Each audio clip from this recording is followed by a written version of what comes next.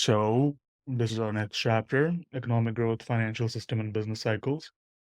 We're going to be expanding on the last chapter we did with the GDP. If you're going to review something, that's a chapter I would definitely look at because a lot of the concepts we're going to cover are built on that, especially like the GDP equation. It's very crucial to a lot of the analysis that we do. So very important that stuff is solidified in your head. This real GDP per capita is definitely something you'll see a lot moving forward. So we've done real GDP already, right? Do you remember what that is? What's the difference between nominal GDP and real GDP? Nominal GDP uses the current, I don't want to say profits, but Prices, yeah, yeah, current prices, whereas real uses the price from the previous cycle. correct. We call it the base here, right? So that's a real Basic. GDP. What we're doing here essentially is just adding per capita to it, which essentially means per person, right? Okay. I can't write.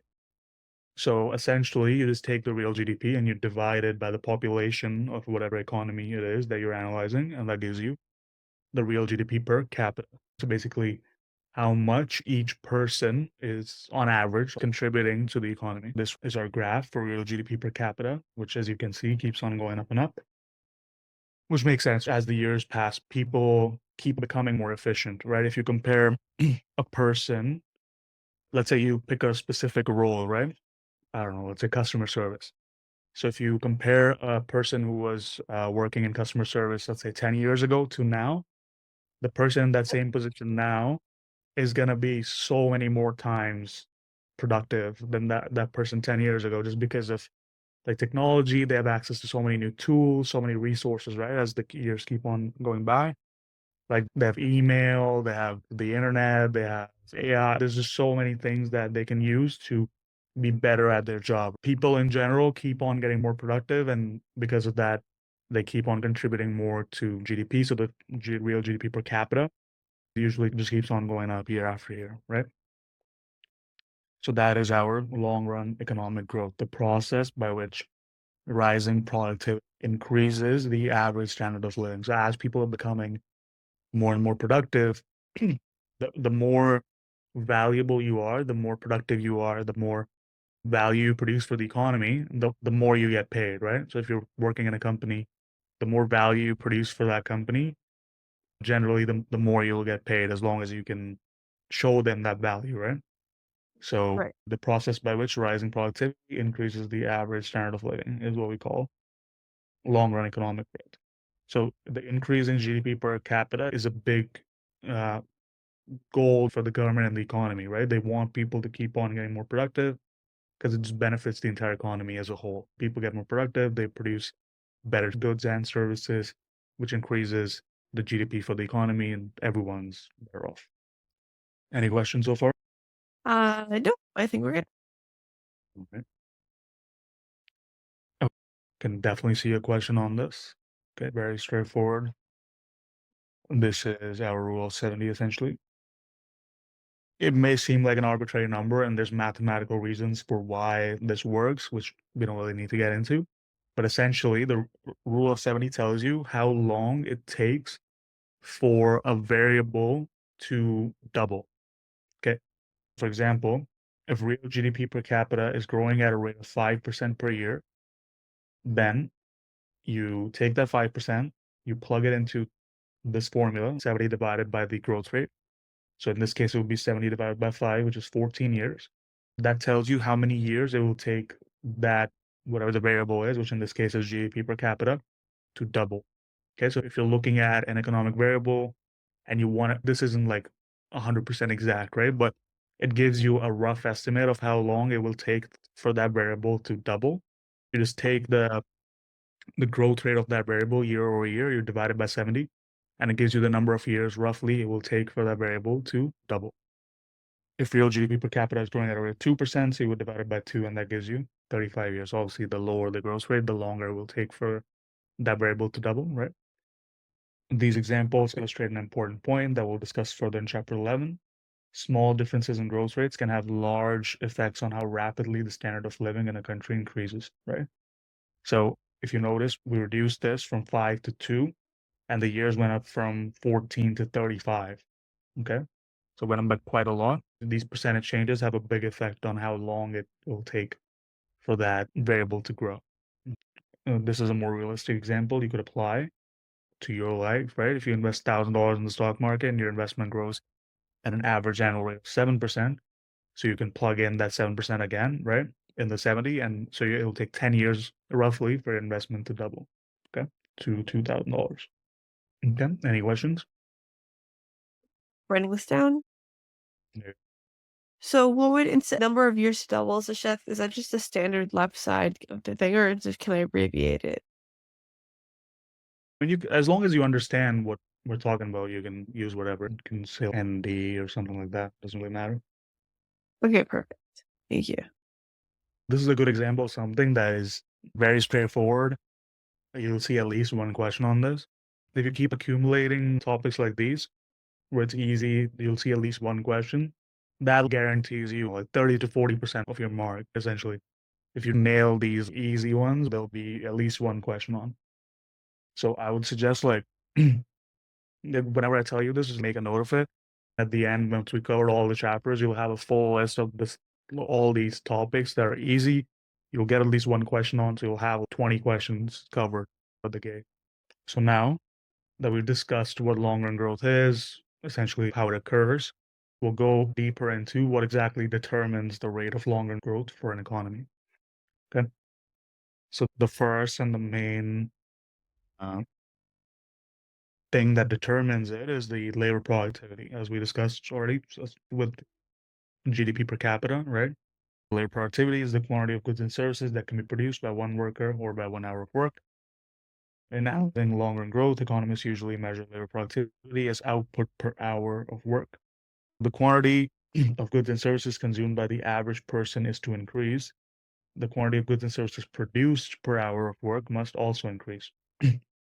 Right? So this is again like going back to that circular flow that we did before, right? So as people are getting more productive, they produce more, there's more stuff to buy, they get paid more, they spend more, that money goes back to the firms, they hire more people, it keeps flowing through the economy, right? But the economy, like one of the main goals of the economy every year is to get the labor productivity up, to get the GDP per capita up, right? So now that we've discussed what labor productivity is, what exactly leads to increase in labor productivity?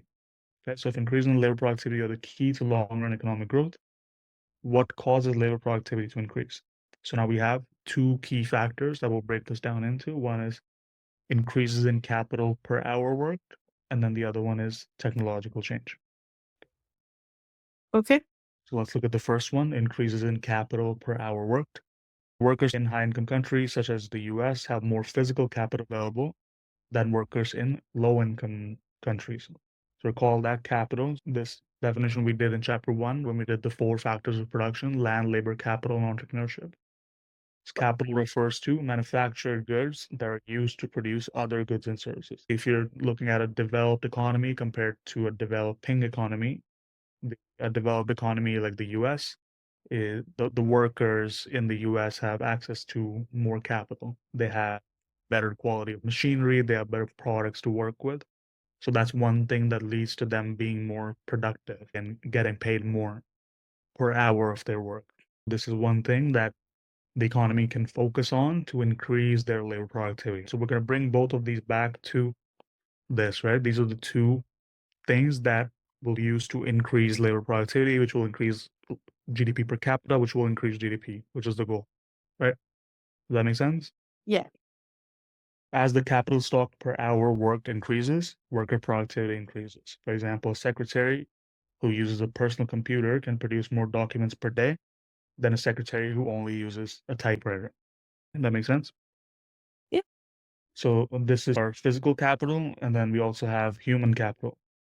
Human capital refers to the accumulated knowledge and skills workers acquire from education, training, or life experiences.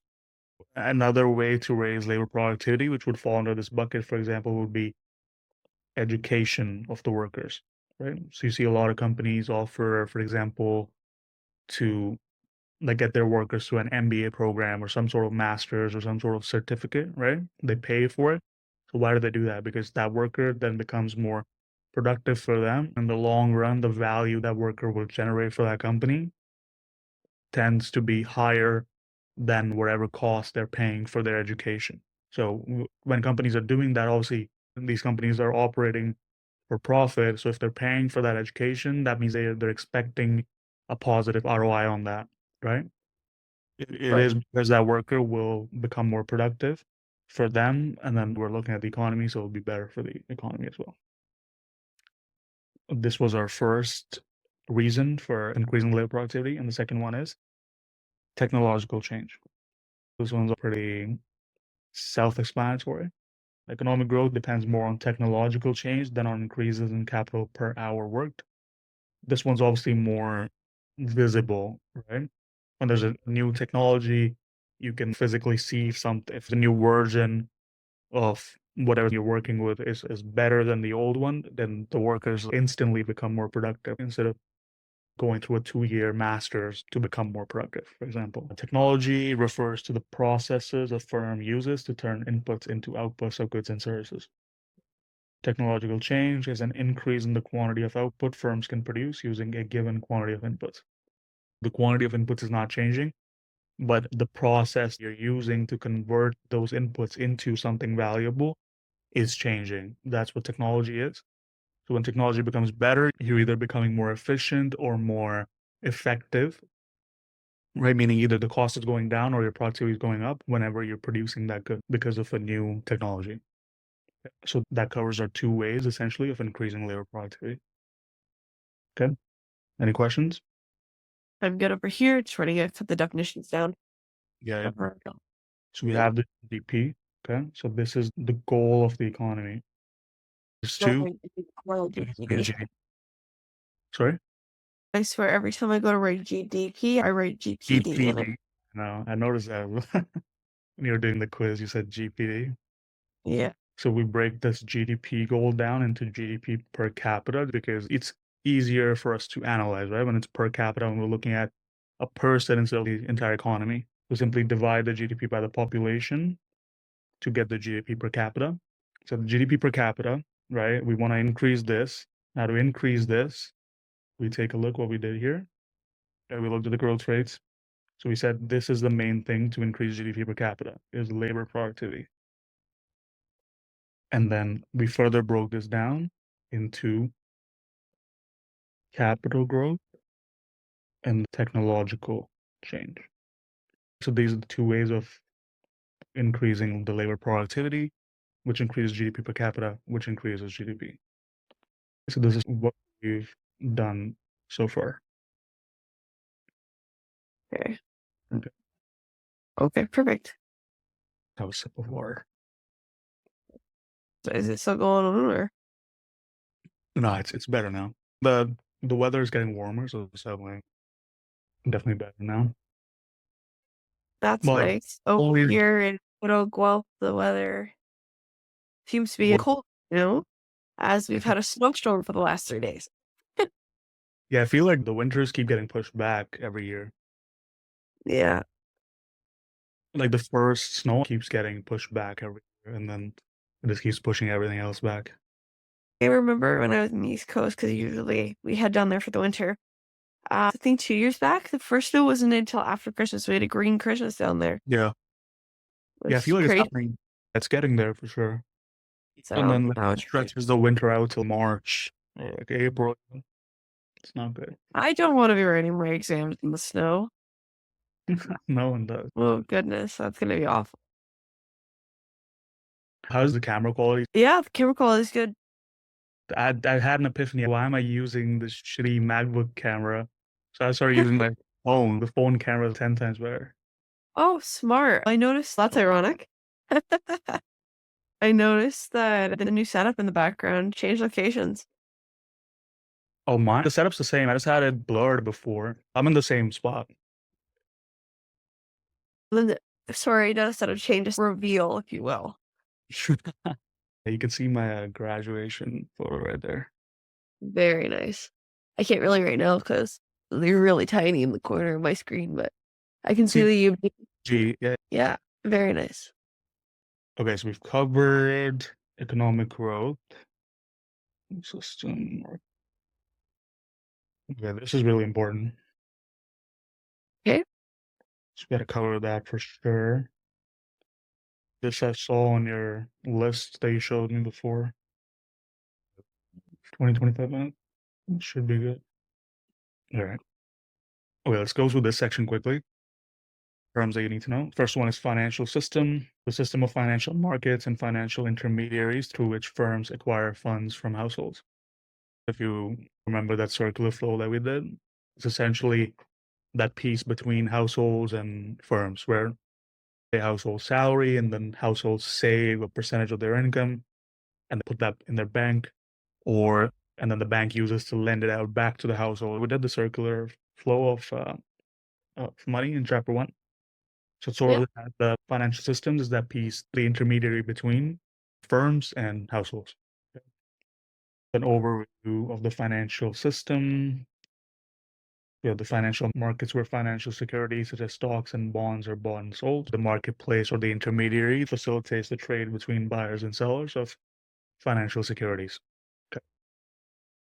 Okay. Stock market, for example, or any like trading website that you go to buy or sell stocks or bonds or any financial asset. Those are financial markets, financial intermediaries, the firms such as banks, mutual funds, pension funds, and insurance companies borrow funds from savers and lend them to borrowers. Okay, Okay. Awesome. we'll move on. Just if you read these, you should know what they mean. We'll keep on going over as we go through the rest of the chapters. This is the main section of this chapter. If you're going to take away anything, this is the stuff. We're going to define our savings and investment equation here. Okay. Okay. So, as we've seen, the funds available to firms through the financial system come from saving, right? Firms pay household salaries, households save a percentage of their salary, and they put it in their banks, and banks lend it out back to the households. Okay. When firms use funds to purchase machinery, factories, and office buildings, they're engaging in investment. In this section, we explore the macroeconomics of saving and investment. The key point we'll develop is the total value of saving in the economy must equal the total value of investment. We'll start with our equation for GDP that we did in the last chapter, y equals c plus I plus g plus nx. So from Okay. this equation, we're going to try and isolate investment and savings and prove that in an economy, the total value of savings must always be equal to the total value of investment. The first assumption we'll make is we want to get rid of this nx for the proof that we're trying to develop for savings and investment. We're going to assume that the economy is a closed economy. Okay. Right. What does that mean? That just means no trades. This economy is not selling stuff to any other country and it's not buying stuff from any country either. So all the stuff that's being produced and being sold is within the economy only. Okay. There's no trading or borrowing and lending with other economies. Okay. So when we apply that assumption, our equation now becomes y equals c plus I plus. So we basically get rid of this nx because there's no trading, so there's no net exports. Okay. So this is our starting point essentially now. We want to look at investment and savings. One thing that we do see here that we can isolate right away is investment. Okay, so we can isolate this by rearranging this equation, right? You subtract c and g from both sides, so you get I equals y minus c minus g. So we get one side of our equation. So this is the investment side of our equation. Now we need to find the saving side and then prove that the saving side is also equal to y minus c minus g. Okay, Okay. so we need to derive an expression for total saving. So we'll start with private saving, meaning the savings of the households.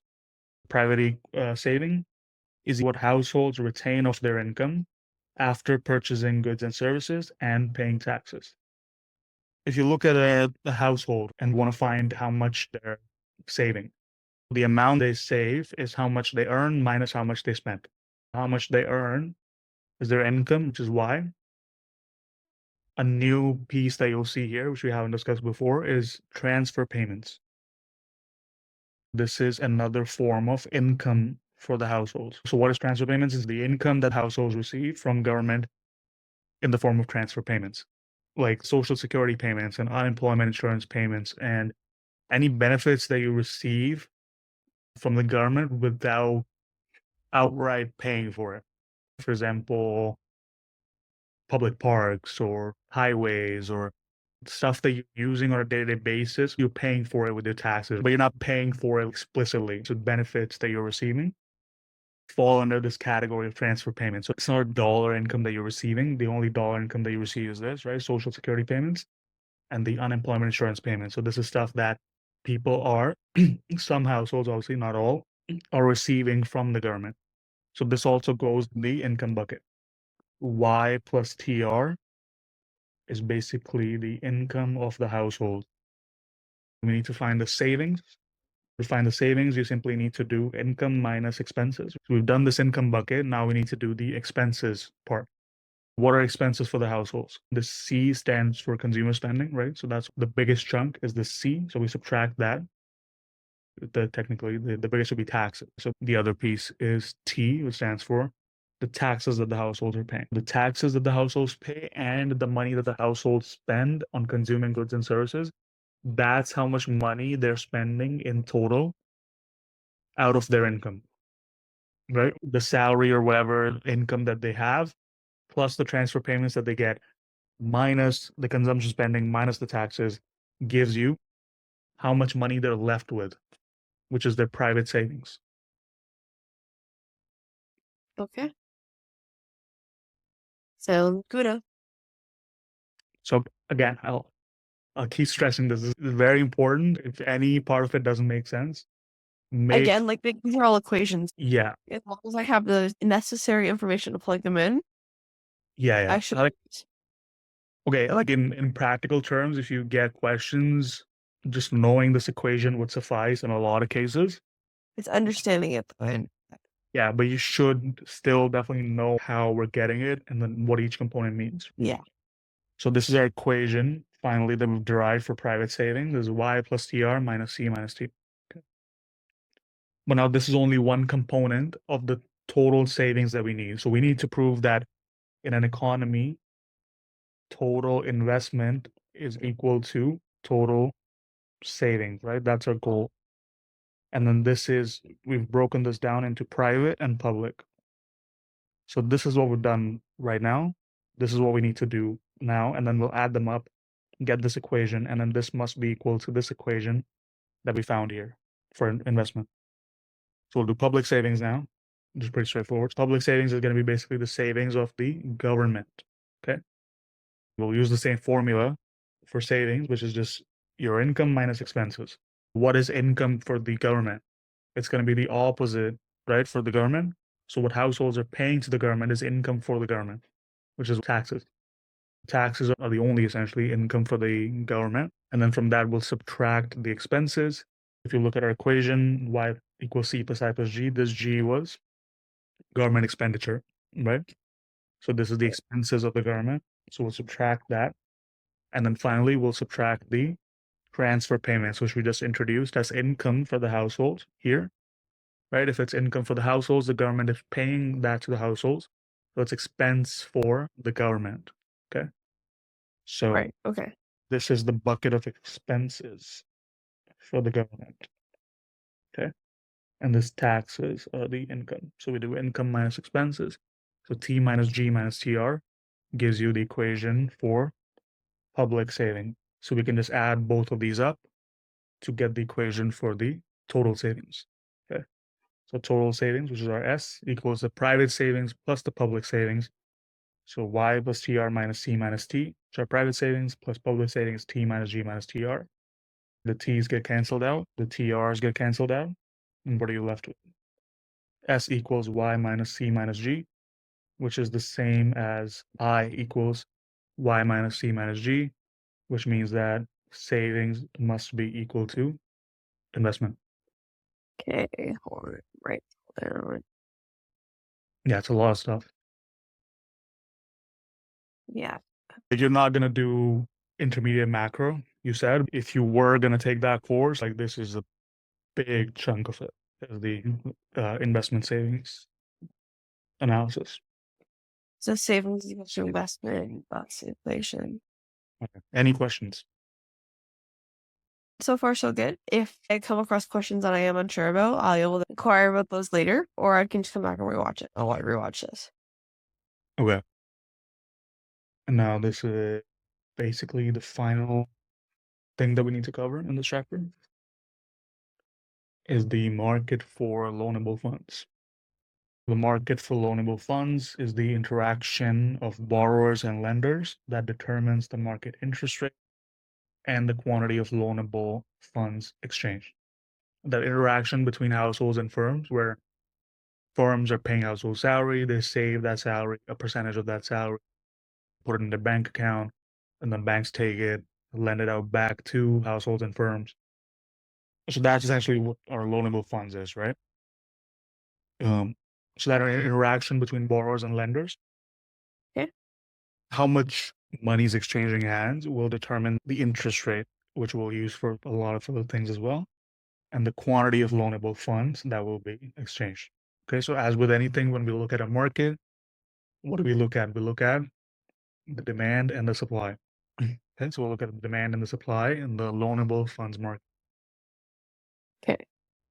So very familiar picture, demand supply, downward sloping demand curve, the blue curve, upward sloping supply curve, the red curve, where they intersect, that gives you the equilibrium point, the corresponding price level. In this case, we don't have prices, right? When we did demand supply of a good, we had price and quantity. We do have quantity still, because it's essentially the quantity of loanable funds, so how much funds there are. The price of loanable funds is the interest rate, right? If you want to take a loan, what's the price of that loan? It's the interest that you pay, right? So that's why the interest rate is our y-axis variable, and then the x-axis variable is essentially the quantity of loanable funds. When we find that equilibrium, the y variable, the y-intercept of that equilibrium is the equilibrium interest rate. Okay, so that's essentially how you find the interest rate in the economy, is you take the demand of loanable funds and the supply of loanable funds, where they intersect, that gives you the equilibrium interest rate for loanable funds, right? And then this would be the equilibrium quantity. That makes sense? Yeah, it does. Hold a second. Just I want to make sure I have this written down just in case. But Yeah, yeah. so far, it's all making sense. I know I'm the slowest writer on planet Earth. I'm sorry. Okay. This is why Adame drove me crazy. She draw these very intricate graphs in 3 seconds. I'd look up and look back down, and we're moving on to the next one. I'm like, oh no. Mhm. Yeah, I mean, she's been doing it for so long, like, she just doesn't care that much. Yeah, she just keeps moving forward like a train. Yeah, exactly. No stopping for that lady. Yeah, she should not be teaching intro courses, really. She was much better at like third and fourth year econ. But she doesn't teach your courses anymore. She doesn't. No? That's good. That's another issue, right? Like the professors that, like, once they get tenure, I feel like they stop caring. Yeah, No matter how bad reviews or assessment they get, nothing's gonna happen. So that's the issue. yeah. Okay. Okay. So now the same way that we did in the demand supply chapter in micro and then even in macro, once we establish equilibrium, we disrupt it and then see what happens. And that's what we'll do here as well. We'll increase the demand of the loanable funds and see how the market reacts to. The starting point again is the same, the equilibrium point right here. You can call that E1. That's our first equilibrium. That's where the Okay. original demand curve, which is D1, intersects the supply curve. There's only one supply curve because we're not changing supply, we're only changing demand. So where the original demand curve D1, the blue curve, the dark blue curve intersects the red supply curve, that gives us E1 and the corresponding interest rate I1 and the corresponding quantity of loanable funds exchanged, which is L1. So that's our starting point. Then we disrupt the equilibrium by increasing demand. There's an increase in demand, which means the demand curve shifts to the right. So we have a new demand curve D2, a new higher rightward shift. Demand curve D2. So now we're this new D2, the light blue demand curve intersects the original supply curve, and call that E2 gives us uh, the new equilibrium where the interest rate has now gone up from I1 to I2, and the Yeah. loanable funds, the quantity exchange went up from L1 to L2 as well. Okay. So the demand for loanable funds increased in this case because of technological change. Okay. So there's a new technology, let's say, and then what happens if there's a new technology? So the firms now need money to invest into that new technology, right? And then how would they get money? Right. They want loans. So they want loans. So the demand for loanable funds increased. Okay. So it's a very similar example to, right, that we did before, right, for goods where, let's say, the price of a substitute good increases. So the demand curve shifts to the right without any change in the price. Same way, no change in the interest rate, which is the price here. But because of the technological change, improvement, the demand curve shifts to the right. And then you get a new equilibrium, higher interest rate, and higher quantity demanded. Okay. Okay. Another example, we have a budget deficit. So now the supply goes down. When the government begins running a budget deficit, what's a budget deficit for the government? We looked at government savings, right? Yeah. Public savings. So for any saving, we said the equation was income minus expenses, right? So Right. what's income for the government? Taxes. What's expenses for the government? I know it's symbolized by G. G. Government spending? Yeah. So government expenses minus the transfer payments, which is the ER. concept used today, right? If this is higher than these two, that means that the government's budget is in surplus. Okay. If it's in a deficit, that would mean that this bracket of G and TR is higher than the taxes. The government Okay. is spending more than it's making. Okay. And the government it's been in deficit for decades. It always stays in deficit somehow. So when the government begins running a budget deficit, the supply of loanable funds gets reduced.